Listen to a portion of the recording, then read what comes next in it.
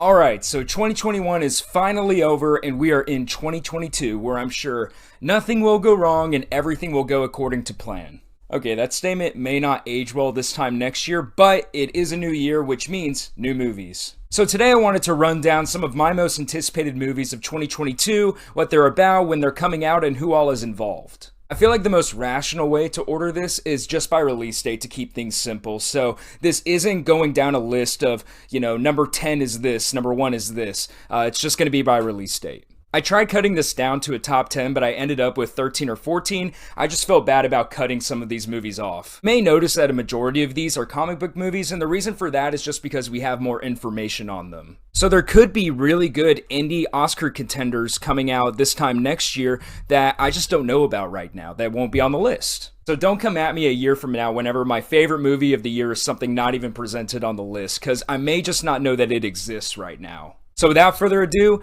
these are my most anticipated movies of 2022. First up is The Batman, releasing on March 4th. This is the Robert Pattinson, Matt Reeves directed Batman movie that's been anticipated for like the last 2 years. If you've seen the trailers for this movie, you know it looks fantastic. Matt Reeves directed the last 2 Planet of the Apes movies, which were outstanding. Robert Pattinson is a great actor, and if you only know him from Twilight, you should check him out in Good Time, The Lighthouse, or even his brief cameo in The King. This dude has range for days, and I'm really excited to see what he brings to the role. Something that stands out from the trailers so far is that all of the shots look like they were just pulled right out of a comic book. It's very clear that Matt Reeves has a visual for how the movie is supposed to look. So I guess my only concern would be if this is a whole lot of style over substance. There are a lot of characters being brought in from the Batman comics in this movie, and sometimes that can be an issue with comic book movies. The best example I have is The Amazing Spider-Man 2,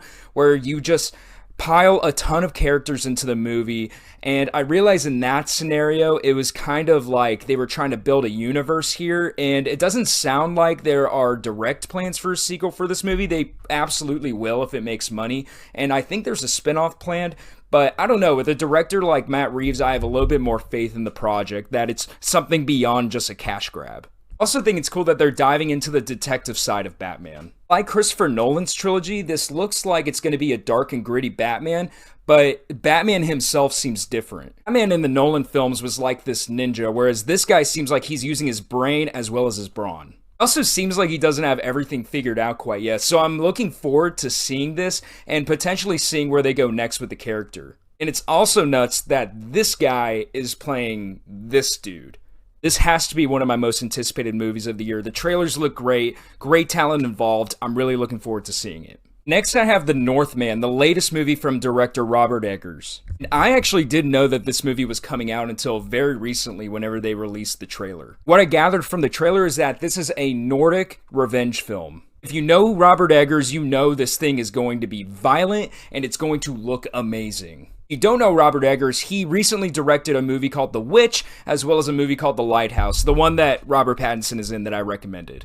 I will say, those movies are not for everyone. You are not into artsy movies, you will not like those 2 films, straight up. But it doesn't take away from the fact that this dude is an expert director. Lighthouse was one of the most visceral films in the year that it came out. From the projects he's worked on, this one looks like it's the most palatable for a general audience. Also stars Alexander Skarsgård as well as Anya Taylor-Joy, 2 of the most in-demand actors working today. If there's any sort of comparison that I could make for this movie, it sort of looks like The Revenant. Something that's going to be expertly helmed, a familiar story in just a different environment. The Northman comes out April 22nd, so if you're interested, mark your calendar. Next up is my most anticipated comic book movie of the year, Doctor Strange in the Multiverse of Madness. I'm a big fan of the original Doctor Strange film, and it's been 6 years since that came out. We've gotten that character in multiple MCU projects since then, but he hasn't had something just to himself. And without any spoilers for other MCU projects, I'm really looking forward to see what they do here. The movie looks like it's going to be weird, different, it could go in any direction, and also it is directed by Sam Raimi. Sam Raimi directed the original Spider-Man trilogy as well as the Evil Dead movies. And he hasn't directed a movie since, I think, 2013. He's been involved in the industry producing stuff, but I'm really excited to see what he brings here. He's a director known for doing weird and different things with his films, so I can imagine no one better for a movie like this. Also going to star Elizabeth Olsen as Wanda, and if you've seen WandaVision, you know she is the most powerful character in the MCU at this point. And I feel like we haven't even seen what all she can do with her powers. Overall, come May 6th, I'm looking forward to a different and fun time at the movie theater. Then on May 27th, we are finally getting Top Gun Maverick. This is one of many movies that's experienced heavy delays because of the pandemic. I don't remember the first trailer that we got for this, but I feel like it has to have been over a year ago at this point. Tom Cruise seems like he's at the top of his game, and the dude is pushing 60. You can already tell from the trailers that this movie is going to have some incredible sequences here. Candidly, I'm not the biggest fan of the original Top Gun movie, but this looks great. It's also going to feature Miles Teller in a supporting role, an actor who I feel like I don't see in movies hardly at all. So between the trailers and just the fact that Tom Cruise decided to come back to do a Top Gun sequel after all this time, I have no reason to believe this movie is not going to be awesome.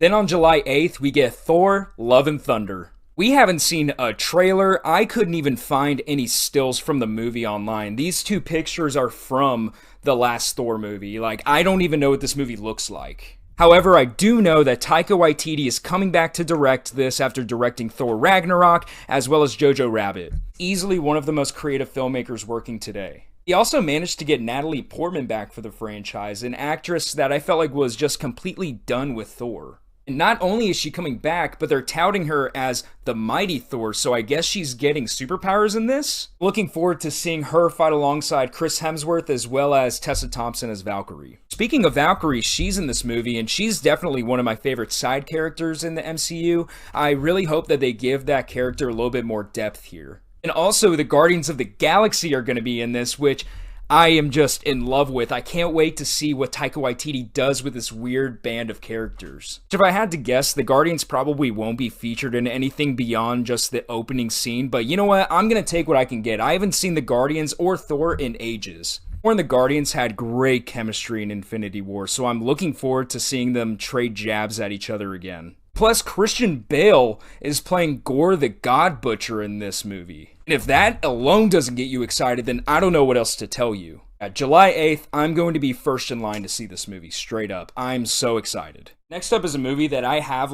no information about. I just know that I read the book, loved it, and I'm really looking forward to seeing it on the big screen. Where the Crawdads Sing. Not a whole lot to add here. There's not a whole lot I know about the movie. I can't even remember who's directing it, but I don't think they've done anything super big before. I do know that Reese Witherspoon is producing the movie, so at the very least, it has talented people behind it. I'm interested to see how they edit this movie because the book goes out of order. You'll have scenes when our main character is a little girl and then scenes where she's, an adult. They really go hand in hand with the plot of the story and what's going on. So I would imagine they're planning on doing that again for the movie, but I don't know. I know almost nothing about this. I just know that I'm excited to see it. Yeah, if that's not a great endorsement for you to go see this movie on July 22nd, then I don't know what is. Coming out on the same day, July 22nd, is Nope, the latest Jordan Peele project. His last two projects, Jordan Peele is keeping the plot of this movie under wraps for the time being.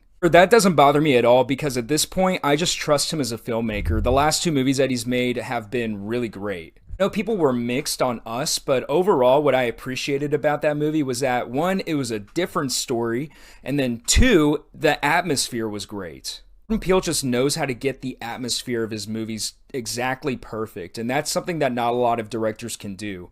His name alone will always be enough for me on a project. This is going to reunite him with Daniel Kaluuya, the star of Get Out, who is actually coming off of an Oscar win from last year. Also stars Keke Palmer, that's right, Akilah from Akilah and the Bee is in this movie, and Steven Yeun. Yeah, psychological thriller coming out in July, surely will be different from any other movie coming out this year.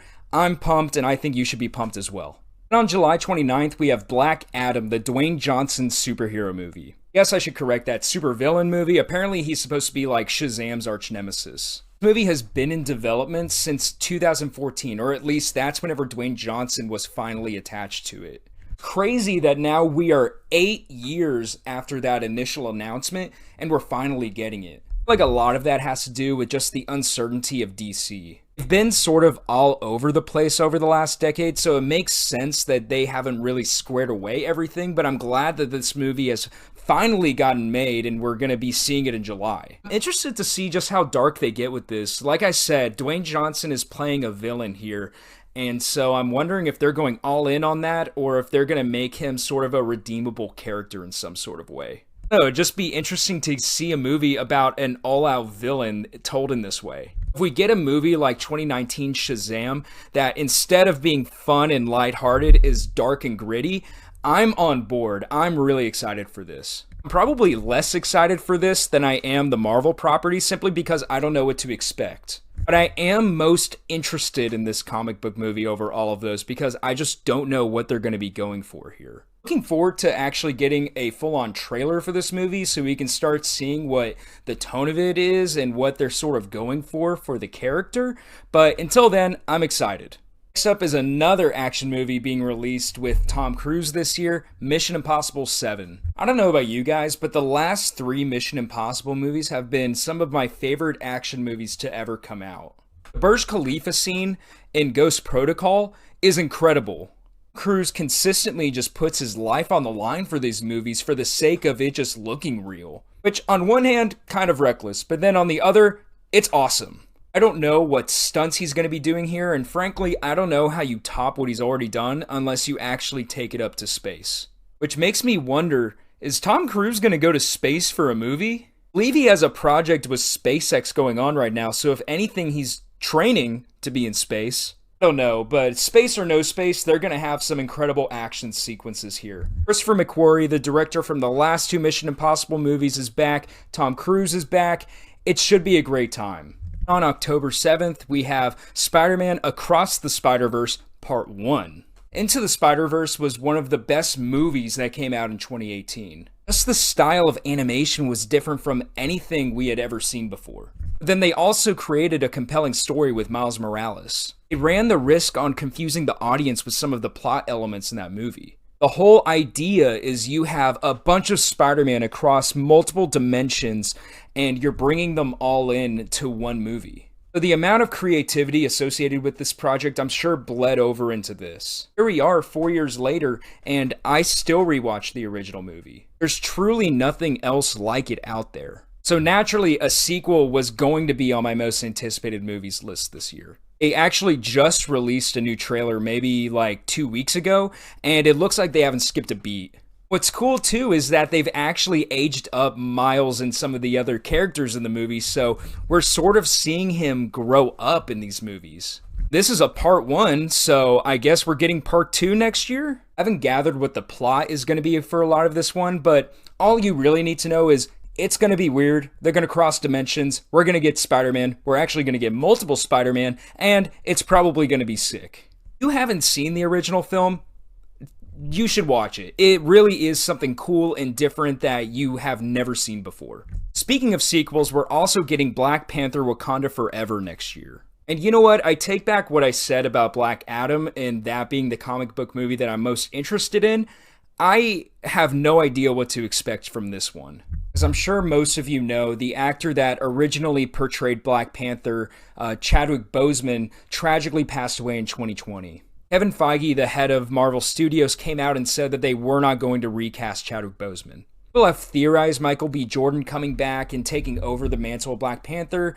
That to me doesn't make a whole lot of sense because he just had a really good story in the first one, and it is very clear that he is a villain. He had a reason for believing in what he believed in, and he truly did think that he was in the right, but I don't see how we can do a complete 180 with that character and make him Black Panther now. It doesn't quite feel earned. People have talked about Letitia Wright as Shuri becoming Black Panther, which I guess would be fine. She's clearly very smart. She could be like a Tony Stark, Bruce Banner type of character, but honestly, my money would be on Okoye.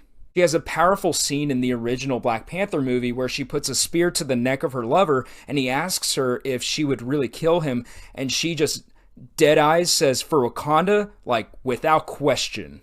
Asking me, that's the person who I want protecting Wakanda. I'm not super familiar with the comic book lore, but I believe Black Panther is usually the king or queen of Wakanda. So who knows what they could do with the story. I truly know nothing about this. I don't even know who the villain is. But I do know that the first one is a really great film. Ryan Coogler is a very talented director, and November 11th can't come soon enough. All right, now it's time to talk about a movie that I think could be a series contender next year in the Academy Awards, and that is The Fabelmans. This is the next Steven Spielberg directed film that is supposed to be sort of like an autobiographical tale of his upbringing. I mean, all you have to tell me is Steven Spielberg, and I'm on board. He's a filmmaker that could make literally any kind of movie. He has made any kind of movie. So he could go like the lighthearted route with this. He could go like the more serious tone. We don't really know at this point. But what is very telling is that it's being released on November 23rd, right in time for Thanksgiving. So it seems like this is going to be a movie that the entire family can sit down and watch together.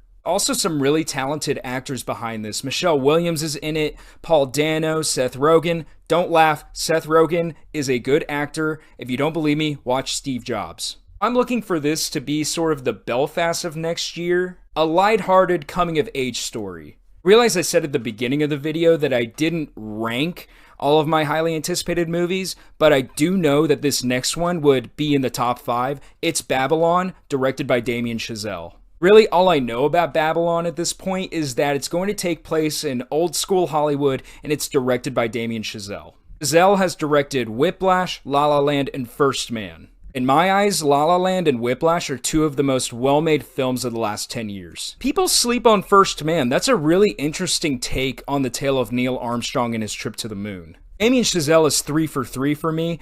I think that he is a really talented young director, still pretty early into his career. I don't even know if the guy's 40 yet. I brought up a really good cast for The Fabelmans, but just listen to who all's involved with this film. Okay, we have Brad Pitt, Margot Robbie, Tobey Maguire, Olivia Wilde, Catherine Watterson, Samara Weaving. She is going to be a star, mark my words. Who else do we have in here? Luke Haas, he's really good. Spike Jonze is in it, what the heck? And then we also have Chloe Fineman from Saturday Night Live, so that's going to be interesting. Well, I believe that this is going to be a great film. It's way too early to talk about the Oscars next year. We don't even have the nominations for this year, but I can see just from all of the names attached and Damien Chazelle being involved that this is going to be a contender this time next year. Last film that I want to talk about actually doesn't have a release date associated with it yet. We just know that it's going to be released in 2022, Killers of the Flower Moon. This is the latest film from Martin Scorsese, who is one of the greatest filmmakers ever. And it stars Robert De Niro, Leonardo DiCaprio, and one of the best character actors working today, Jesse Plemons. So, I mean, it's Scorsese, De Niro, DiCaprio all working together.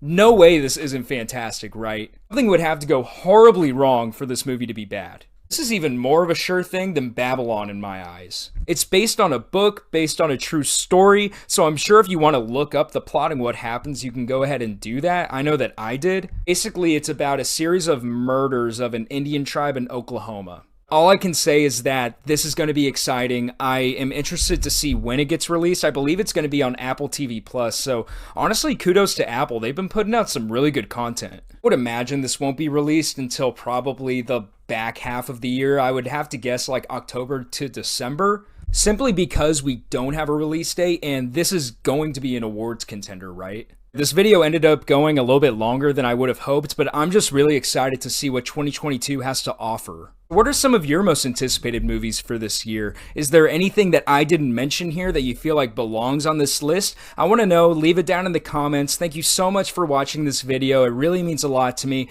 and I'll see you next time on the 100 Movie Marathon. Bye, guys.